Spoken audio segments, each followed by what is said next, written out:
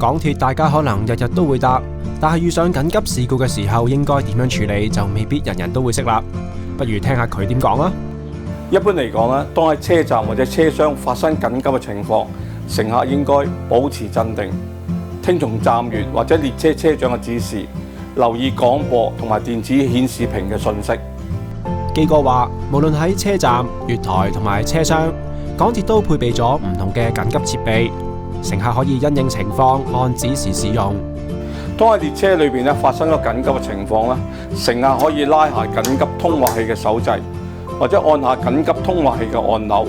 然後利用通話器同埋列車車長通話，等車長可以掌握到車廂裏邊嘅情況。另外，如果有需要，乘客亦都可以打開車廂入面嘅緊急通風窗，而一旦發生火警，乘客就要格外留意啦。喺安全嘅情況下，乘客可以使用列車上面嘅滅火筒滅火，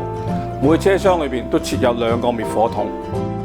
滅火筒放置喺車門側，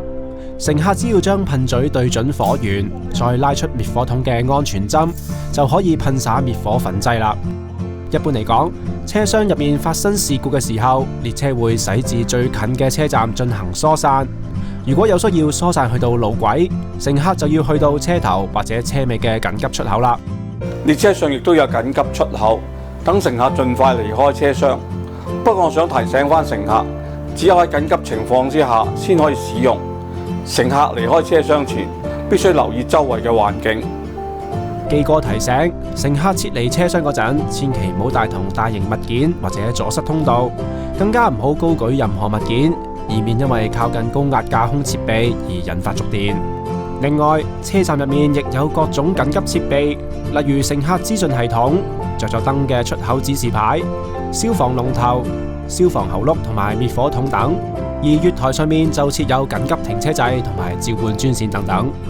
基哥有呼籲，當車站或者車廂發生緊急情況嗰陣，乘客嘅合作至關重要。而港鐵車站同埋網頁亦都有提供日日安全搭港鐵宣傳小冊子，詳述乘客乘搭港鐵嗰陣嘅安全同埋保安須知。ONTV 東網電視新聞台報道。